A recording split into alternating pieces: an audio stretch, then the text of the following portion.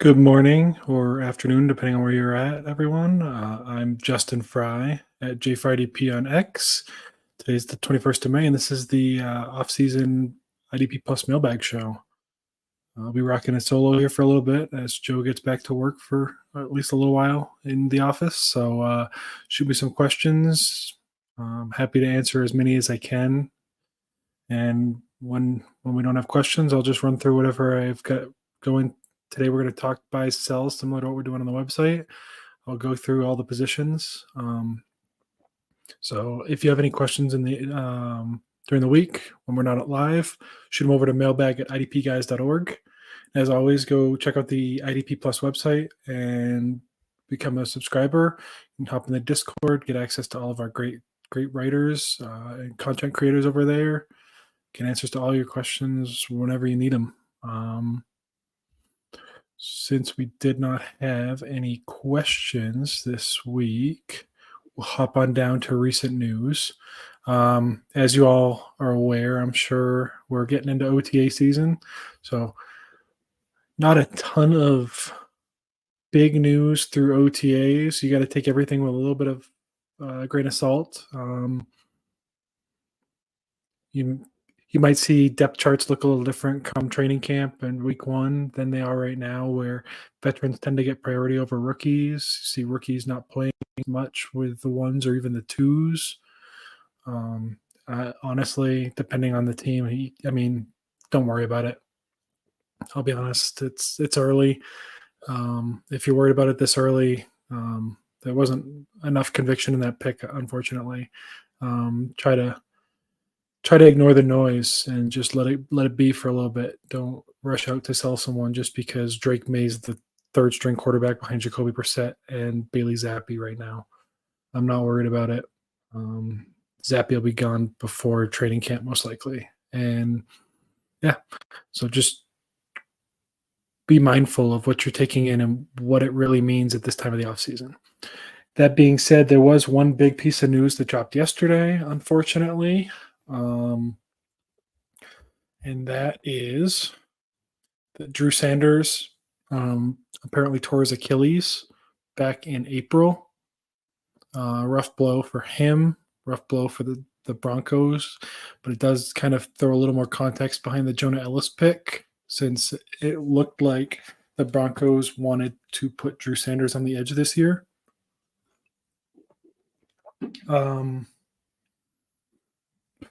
It's not good for Sanders, that's for sure. If you can get anything for him at this point, if it's still before rookie draft, I'm happy to sell him for whatever I can get. It should probably bump Jonah Ellis a little bit up rookie drafts, because there's at least a better opportunity for him to play. And I really like the talent of Ellis. When I saw on tape, was limited playing time, but I think he only really broke out this last year, but he was really, really good player for Utah this past season. So I'm excited to see what he can do going forward. Before we hop in to the main content, let's talk a little bit about our partnership with Trophy Smack. It's draft season, folks. Get ahead of the game right now with Trophy Smack's gorgeous draft boards, complete with player stickers so deep you couldn't possibly need all of them. And for the first time, Trophy Smack has an IDP expansion for all of our defensive nerds. Check out the link in the show notes and get yours today. All right, we'll hop in and start talking Jalen Carter.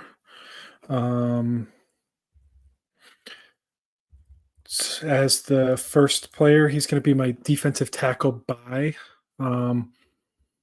I don't know how many people will be selling him, unfortunately, but at the very least, I'm going to take a shot with Carter, just on the off chance that people don't understand how IDPs can develop slower. Yeah, his production wasn't as high as some people might have hoped last year, so maybe that's your little window in. Everything he put on the field, though, he's already shown he can be an elite defensive tackle. I think he's probably already valued as a top 12 guy But I do think it's well within his range of outcomes to become the number one defensive tackle in most dynasty ranks in that 2025 offseason. So I do think there's a shot he could ascend all the way up to D tackle 1 and potentially be the D tackle 1 in redraft for the coming year. His statistics were incredible. Top 5 pass rush win rate among all defensive tackles as a rookie. So I'm buying him wherever I can and not worrying about it. On the sell side, hop over to Kobe Turner, who you don't know without Donald what that's going to kind of look like, unfortunately. But I'm not expecting his stats to come in even where they were this past year. I think Aaron Donald heavily influenced the type of blocking he saw, and I think it's unlikely that Turner can continue to see just one-on-one blocking with all the attention focused on his teammate right next to him. I like Jared Verse. He's not a D tackle, but he's not commanding that type of attention as a rookie. So he's probably more in the D tackle 2-3 type of range, and maybe you could sell him and get a D tackle 1 type of player for him. But if you can move on, Turner is someone that I'm willing to move off of if I can get a decent return for. Sorry. Let's see. Move on to edge next. So edge buys, we'll start off with Odafe Oweh. My old partner, unfortunately, if you were on, he would love this one too. Joe and I both have been high on Oweh since he came into the league. He just hasn't quite put it all together yet. I do think it's coming, though. Last year, he lost quite a bit of playing time when the Ravens brought in both Jadeveon Clowney and Kyle Van Noy, and both of those guys are no longer on that roster. So I see a lot of opportunity, and his pass rush metrics last season were very, very strong. His win rates, both in true pass rush sets as well as just overall pass rush win rate, were comparable to players like Danielle Hunter and Will Anderson. So there is high upside that I can see with, especially with his athletic profile, but he's not priced like those guys at all. I don't think he should be, but I do see a world where he could jump up and overtake the next guy that I'm going to talk about as a sell here in value, which is wild considering where both players are at in their careers with sacks. And that player that I'm going to recommend selling is Kayvon Thibodeau. I like Thibodeau, but I just don't see it right now. It's not consistent. He's not winning at the level you want to see. He's got some of the worst pass rush metrics behind his sack production last year, which tells me it's a lot of coverage sacks, blitzes where he maybe got turned loose due to some exotic blitz that Martindale drew up for him. And I just worry that with a different defensive coordinator, different scheme, Brian Burns coming in now, he's going to get a lot of attention. It could help Thibodeau, but unfortunately, I haven't seen enough of him winning at a high level that I'm all that interested in him, to be honest. I'd happily move off of him for most other young edges that have shown at least some level of pass rush productivity. Maybe it's a little hot take, but someone like Jermaine Johnson, George Karlaftis, I'd even try to sell him and tier up, package him with something else, and see if I could go get Will Anderson. Maybe someone likes Thibodeau a lot, capitalize on a Giants fan's fandom, something where I'm moving off of him because I do think there's a possibility he could drop off significantly in the sack department. And if he does, he's probably losing quite a bit of value going forward. So I would be very wary of Kayvon Thibodeau going into 2024. He will not be on my redraft teams. And he's one that I am actively trying to move more so than some of these other guys who I'm willing to move if the price is right. He's the one I'm worried about his value just tanking in the next year or two. So with that, we'll hop on to linebacker. And my top linebacker buy for this show we'll talk about is Blake Cashman, which will hurt some of my colleagues over IDP Plus. I know Dynasty Santa is a big fan of Cashman's new teammate in Minnesota, Ivan Pace. But I do believe Cashman was brought in and paid a significant sum of money to be the starting linebacker in a scheme that played for the most part one linebacker all of last year. So I'm not. If he doesn't win it, if it is Pace, whoever wins that job is going to be extremely, extremely valuable in 2024. I do think it'll be Cashman. Just if they wanted a backup linebacker, there were other ways to do it without throwing a huge sum of money at Cashman. Now, he does have some injury risk, but he was fantastic in coverage. He was great as a blitzer, which is great in Flores' scheme. And he had very strong tackle numbers, which should continue in Minnesota next year. So I really think you could be looking at a linebacker 15 to 18 type of year for Cashman with some upside for more if they're blitzing him more. We'll see what they decide to do there, but I'm really excited for Cashman. I bought him in a couple spots already this offseason, so I'm hopeful that he can have a great year. For my sell, similar scheme change, but I'm selling Quay Walker. Don't love it, but similar to Thibodeau, he hasn't been as productive as you would hope. He's been a top 36 linebacker each of his first couple seasons, but I'm worried, especially now that the Packers drafted 2 new linebackers. They've been talking about their transition. I think they're switching to a 4-3, if I remember right, and talking about moving him to the weak side, which it could be a great opportunity for him. But I'm worried they're going to blitz him more, and he's going to turn into more of a pass rush type of guy versus a tackle machine that you're really hoping for from your linebacker. Could turn into more of a hybrid edge linebacker type, and that's not really the type of player I'm looking for in my own linebackers.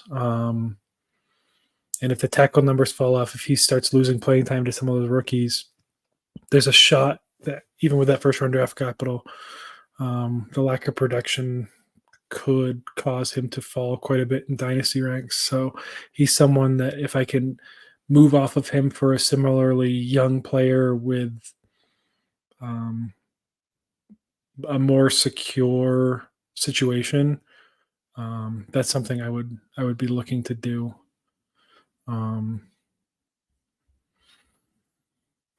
Yeah, I can't think of any names off the top of my head right now that would be a good 1-for-1 candidate, but I would be happy to try to trade up and see if I could get maybe Azeez Al-Shaair. You might honestly be able to get that one done 1-for-1 just for people who are still high on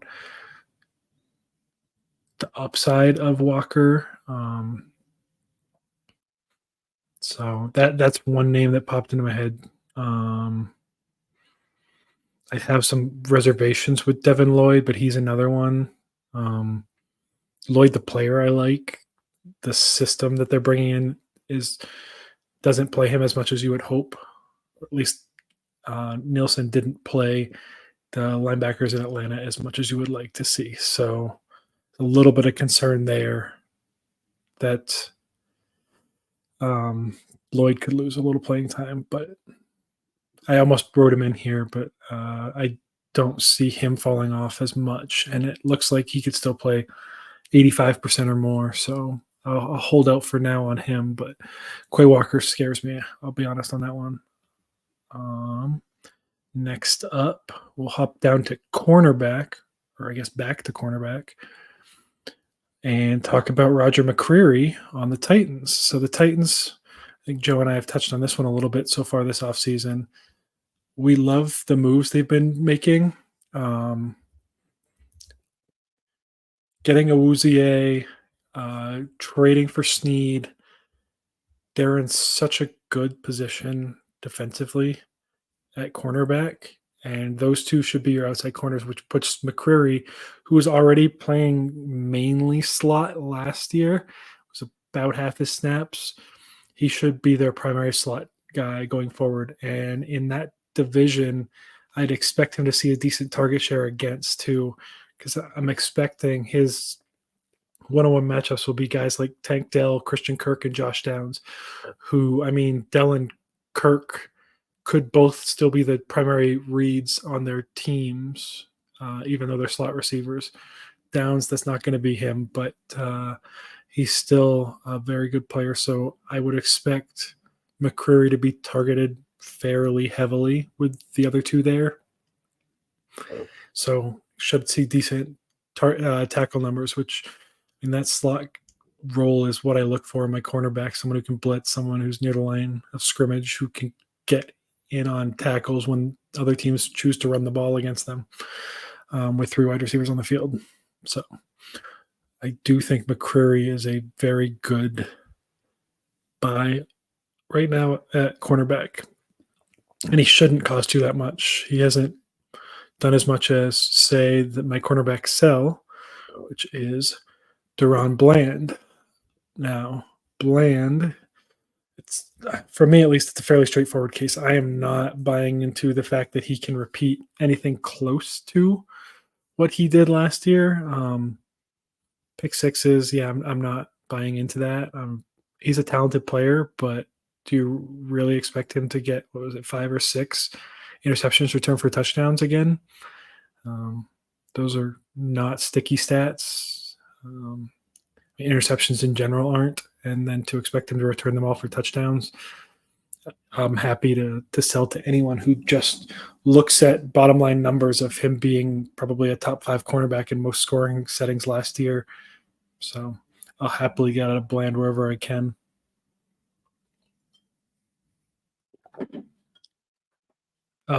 Let's see. Move on down to safety next. And one of my favorite buys across all of these, especially on the IDP side, we'll talk about Jordan Battle. I've seen a lot of different takes on him. A lot of people saying they want to wait to see how the Cincinnati Bengals safety room plays out. Since they added Geno Stone there, they have Dax Hill still. They brought back Von Bell. To me, it kind of shapes up pretty straightforward, though. Von Bell clearly has lost a step. It showed. He got benched and cut in Carolina last year. They moved on. So I'm not worried about him taking that strong safety role. Geno Stone is pretty clearly a free safety. That's where he plays at his best. While Battle, I mean, he played well deep. He played well in the box, but he was better in the box than he was deep. So those two together make a really good pair. And Dax Hill played pretty poorly at both. So it seems like the Bengals are trying to shift Dax Hill over to cornerback, which makes a lot of sense. He was a cornerback at Michigan. So I do think that probably is a stronger fit for him long term. It kills his IDP value, but it does help Jordan Battle. And I think Battle's got top 12 upside this year, and he's not being ranked anywhere close to that by most analysts as a dynasty safety. So I'm happy to buy him anywhere I can to be. I probably would take him as a borderline top 10 safety in redraft this year. Maybe I'm a little aggressive there, but I like what he put on tape last year, and I only think Von Bell being there helps Battle become a better player and a better leader. I think they want Battle to succeed. They're not going to bench him for Bell. I don't see a world where that makes any sense if I'm the Bengals. But maybe I'm wrong. So let's see. Safety sell. Xavier McKinney. I love McKinney. However, I'm terrified of this team and this situation. The Packers drafted 3 safeties after signing McKinney to a huge deal. And Bullard is probably going to play nickel for them, so I don't see him long-term as a safety. I think they're planning to play him in the slot, which makes sense. It's a role he can do and explains some of the draft capital, because if he were their primary safety, he would make more sense deep, which is also the McKinney's strength. You're hoping to get the box roll, but the other 2, Evan Williams and Ketan Oladapo, that they drafted later, are both better near the line of scrimmage. So I would expect whichever one of those 2 wins the starting strong safety gig in Green Bay to be probably a decent sleeper in IDP leagues. And I think McKinney's going to be a free safety, unfortunately. He can still make a bunch of plays on the ball, and in big play leagues, maybe you're looking for picks or something, he can do that. But I think it kills a lot of his tackle upside with how that draft played out for the Packers, because I'm not holding out much hope for him being a primary box safety in 2024. Before we flip over to offense, if anyone's got any questions, feel free to shoot them in. In the meantime, let's talk about our travel partner over at Expedia. We're thrilled to announce our new partnership with your one-stop shop for the best prices in the travel world, Expedia. Expedia is the place to make it special for anyone in your life. Get 10% or more off at over 100,000 hotels worldwide, and 30% when booking a flight with your accommodations. Check out the link in the show description and get your next adventure planned today. Let's see. That, don't see any questions. We'll hop on over to the offensive side of the ball, and we'll talk about Bryce Young.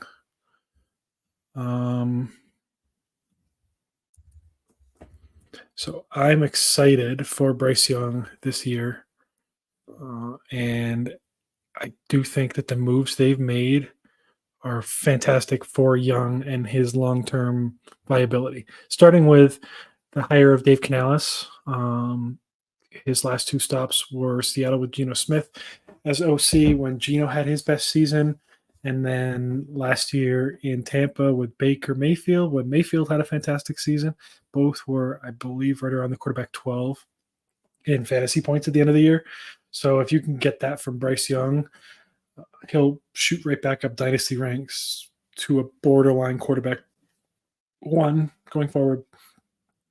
And the good thing is with Canales as head coach, no one can hire him away and take away that scheme that's worked for him for all these quarterbacks. And then after bringing Canales, they targeted in free agency multiple offensive linemen, guards. They paid a lot of money to help keep Bryce Young clean in the pocket, give him more confidence in his O-line so he can keep his eyes down the field and not worry as much about the pass rush coming in his face. That's always a plus for a quarterback, especially keeping the middle of the field open. Quarterbacks don't like to step into a not clean pocket, so that's huge. Then they went out and stole Deontay Johnson from the Steelers for a bag of chips. I'll be honest there. I don't understand that trade for the Steelers. We talked about that a while ago, but Deontay Johnson is exactly the type of receiver Bryce Young needs, a guy who can get open and just be that target magnet. Then they went out, they drafted Xavier Legette, they drafted Jonathan Brooks, they drafted Jatavian Sanders. They put a clear plan in place to try to maximize Bryce Young going forward by getting him the weapons that he needs in an offense that did not have it last year. Thielen's still there. They've got some young receivers they're still bringing back. Terrence Marshall, Jonathan Mingo. I don't have much hope for either of those two, but they're at least decent depth receivers behind what I expect to be a starting trio of Legette, Thielen, and Deontay Johnson. Chuba Hubbard's a solid running back. He will eventually get surpassed by Brooks as the year goes on, and Sanders is a great underneath receiver and tight end that can get some yards after the catch. So I'm excited to see what Bryce Young can do, especially in Superflex. This makes a little more sense in a single quarterback league.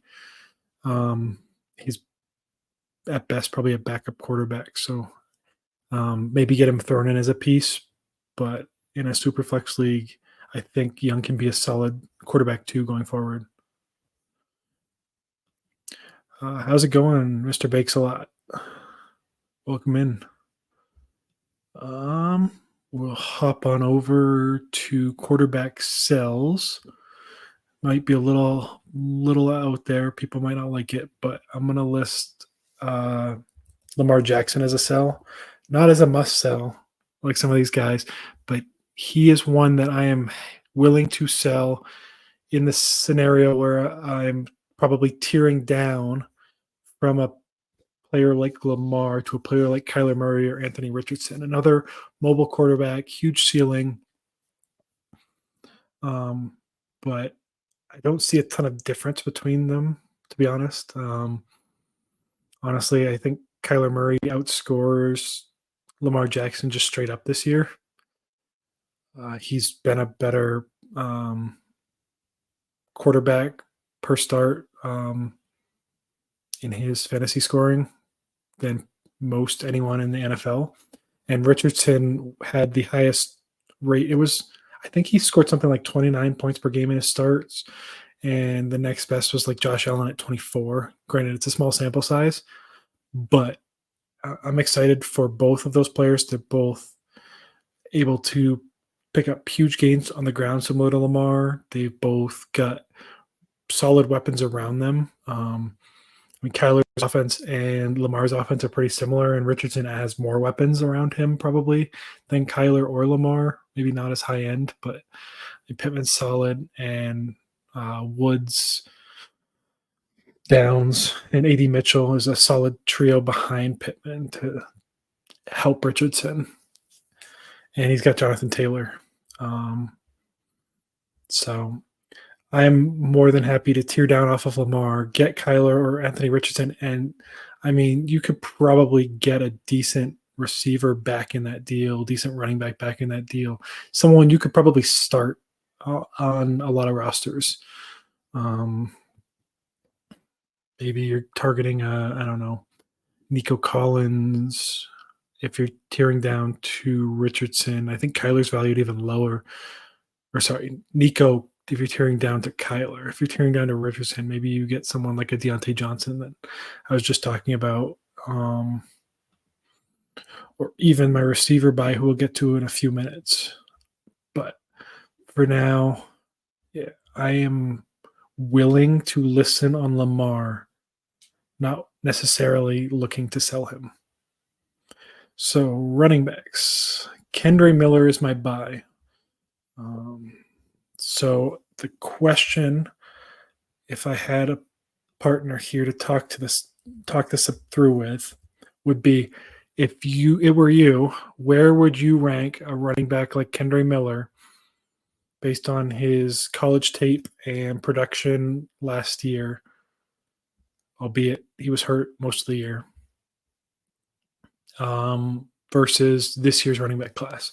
And at least for me, I would put him right there with Trey Benson. So he's behind Jonathan Brooks, but right there at the – honestly, I think I'd probably take him over Benson, but that's really close between the two of them. And I'd probably just kind kind of switch back and forth with who I'm taking in that kind of range. So you're not paying that kind of price for him, though.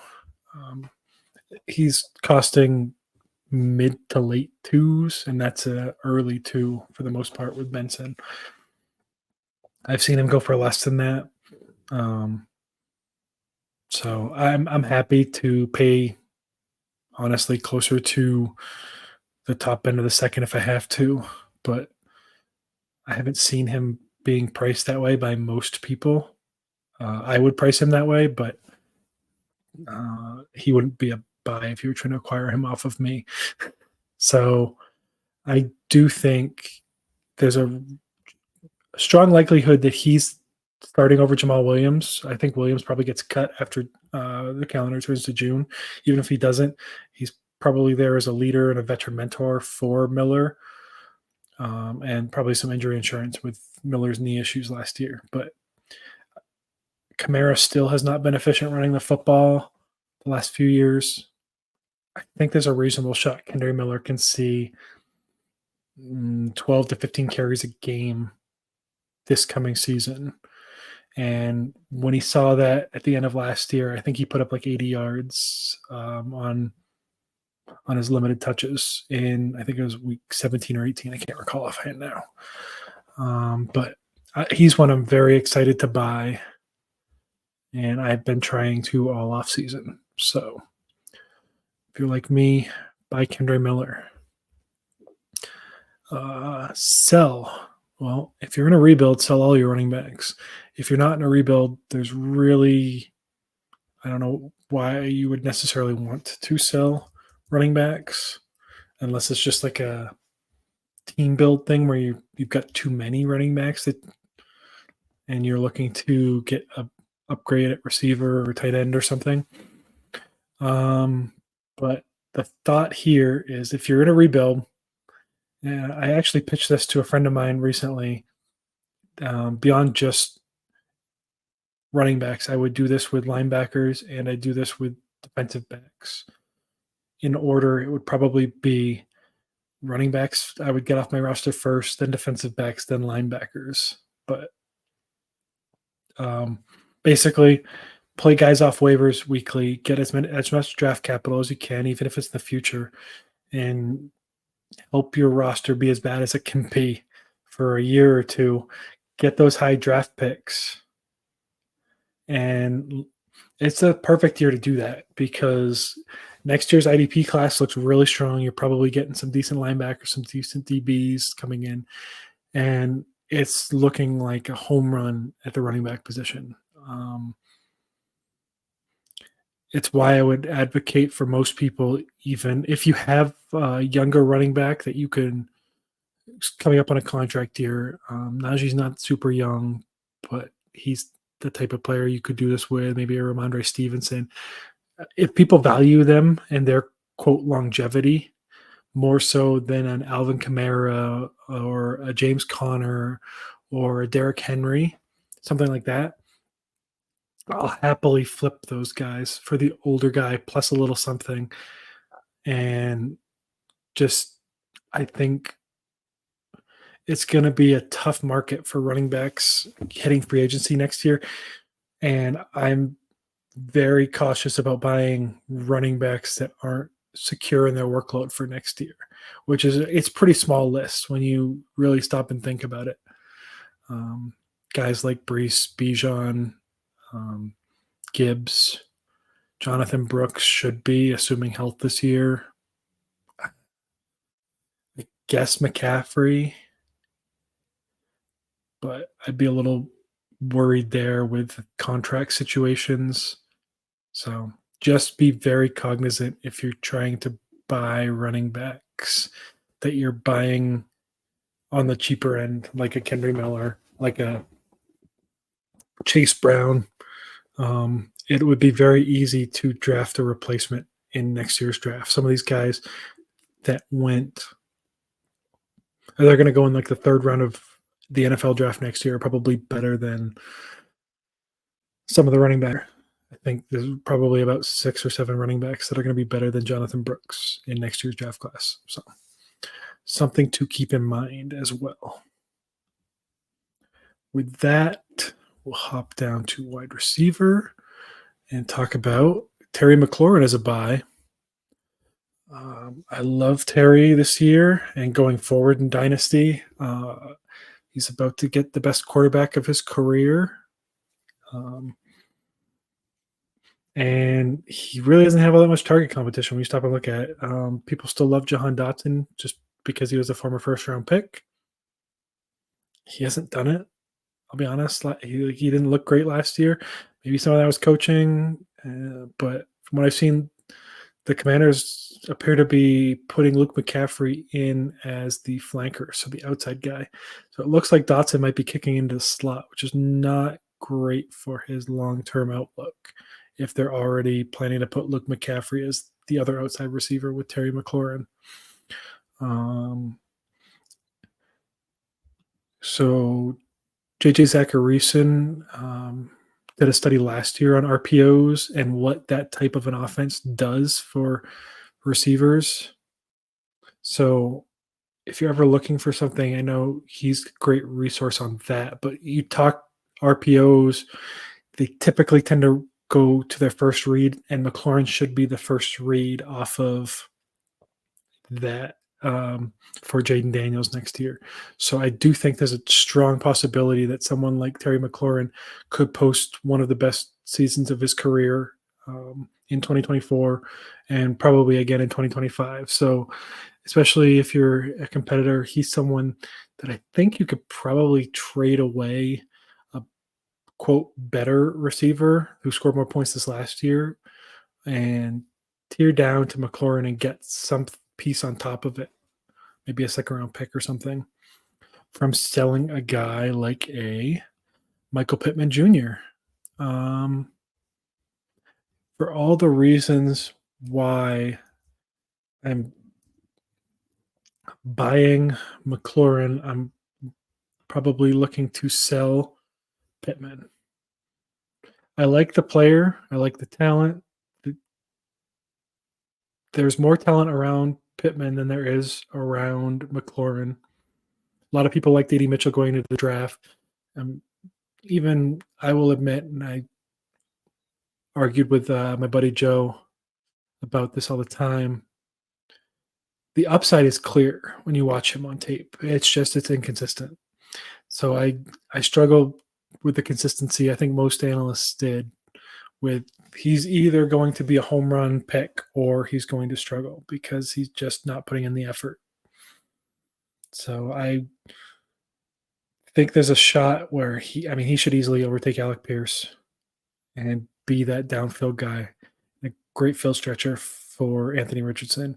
They've got Downs. Jelani Woods will be back. So, and I don't expect Indy to throw the ball as much as they did in 2023 because, Minshew was not the athlete of Anthony Richardson. So they're not running quarterback draws and stuff like that like they would with Richardson this year. And on top of that, Jonathan Taylor missed a bunch of games. So they did give the ball to Zach Moss a ton, but it's Zach Moss versus Jonathan Taylor. And I know Moss is a good running back, and he showed that he got a decent contract with the Bengals, but still, you're going to feed Jonathan Taylor the ball, and hopefully he'll be on the field more in all situations, not come off the field at the end of games like they did at the end of last season. But for all those reasons, I think Michael Pittman could be a decent sell option. Not someone you have to sell. I just don't think he's going to be as productive in 2024 as he was in 2023. So if you're worried about that at all, I think you could trade him for a Terry McLaurin plus maybe a second round pick, get another player for it, and probably get more production this coming season. So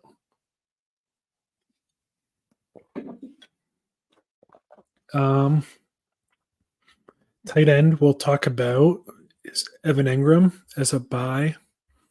I'm excited. Engram led all tight ends in targets last year. And honestly, that should just get better going forward.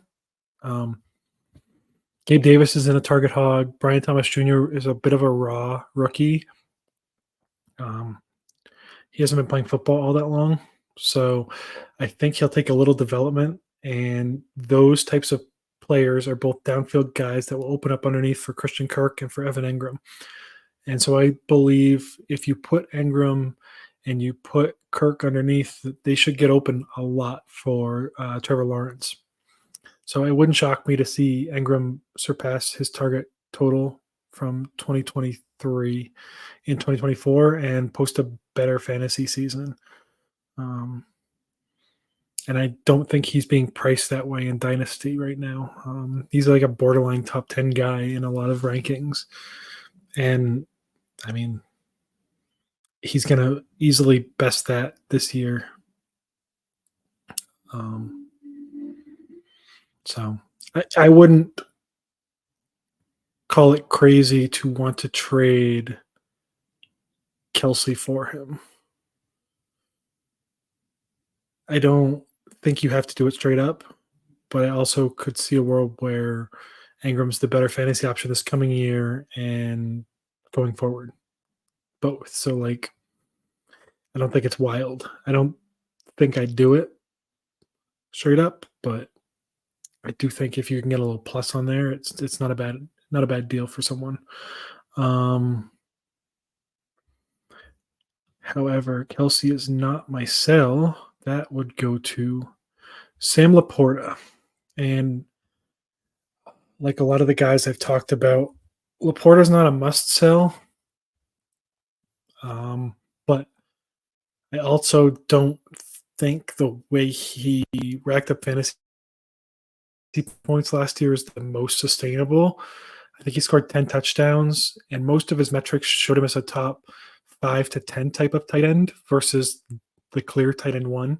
So I think there's a chance if he gets less touchdowns, more go to Amon-Ra, Montgomery takes more, Gibbs takes more. I don't think it's crazy that LaPorta could lose a few spots in where he finished. Now, that being said, again, you don't have to sell him. He's probably still a top 8 easily fantasy tight end going forward